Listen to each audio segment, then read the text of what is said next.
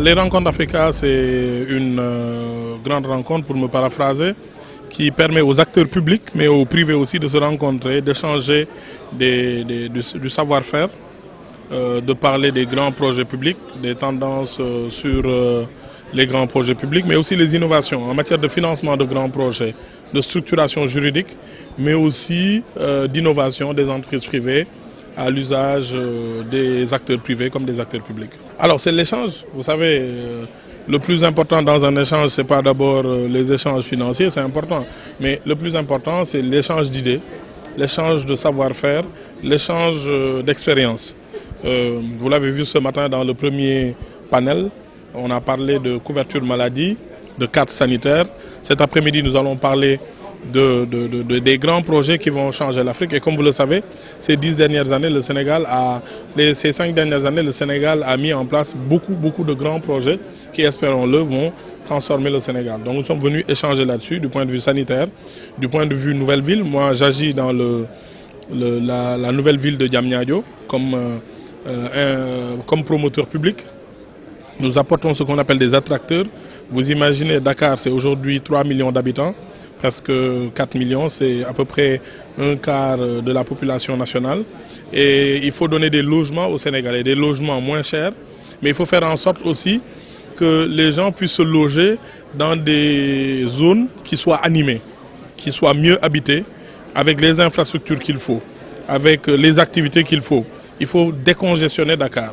Et c'est l'une des raisons pour lesquelles chaque année nous venons aux rencontres Africa. L'année dernière c'était à Abidjan, cette année à Paris, pour échanger de nos expériences sur les grandes villes, comment rendre les villes durables, comment organiser les transports en commun avec les spécialistes de la question, mais aussi comment habiter les bâtiments, comment faire en sorte qu'on n'ait plus ce phénomène de banlieusisation des nouvelles villes, puisque Diamniadio est une extension de Dakar dans la grande métropole dakaroise. Oui, nous ce que nous faisons avec l'État du Sénégal, c'est de mettre en place un cadre urbain qui permette aux Sénégalais, quel qu'il soit à l'extérieur ou à l'intérieur du Sénégal, de pouvoir accéder au logement, mais à un logement qualitatif, sans ne pas passer par cette étape de 3 parties que tous les Sénégalais qui veulent avoir un logement passent. Ils passent par un parcours très long, d'abord emprunter pour acheter son terrain, puis emprunter pour construire, puis emprunter pour faire le second œuvre.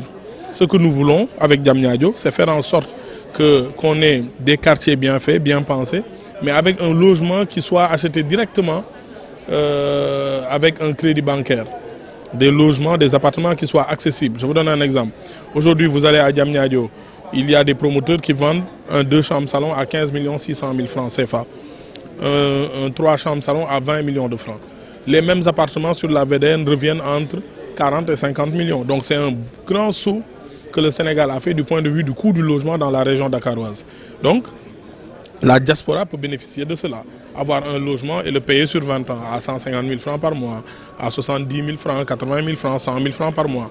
Donc c'est ça l'apport qualitatif et l'apport social qui permet à tout Dakarois de pouvoir rêver, être propriétaire de son logement, à tout Sénégalais de la diaspora ou du Sénégal qu'il puisse devenir propriétaire de leur logement sans passer par ce chemin très long de l'emprunt bancaire par étapes sur une vingtaine ou une trentaine d'années. Oui, l'État du Sénégal ne s'est pas seulement lancé dans le développement du pôle urbain de Diamniadio. Ce sont des pôles urbains, Diamniadio, Lac Rose. Mais il y a aussi dans la région dakaroise le pôle urbain de Daga-Kholpa.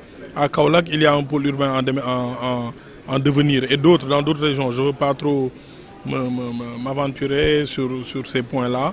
Mais au ministère de l'Urbanisme, beaucoup de nouveaux pôles urbains ont été développés à l'entrée des grandes villes ou à la sortie des grandes villes pour permettre une structuration de nouveaux quartiers et permettre une amélioration des conditions d'habitation de nos populations.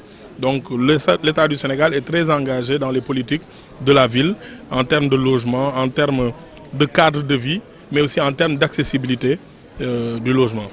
Donc en termes de participation à ces rencontres africaines, on peut dire que ça a été un succès pour votre agence? Oui, notre agence y participe pour la 3e fois et chaque fois nous avons des retours très positifs de tous les participants. Nous sommes invités chaque année et surtout dans les panels, nous échangeons, nous vendons le modèle sénégalais tout en ayant l'humilité aussi d'écouter et d'apprendre de nos collègues des autres pays qui ont aussi des expériences très solides et très riches dans notre domaine.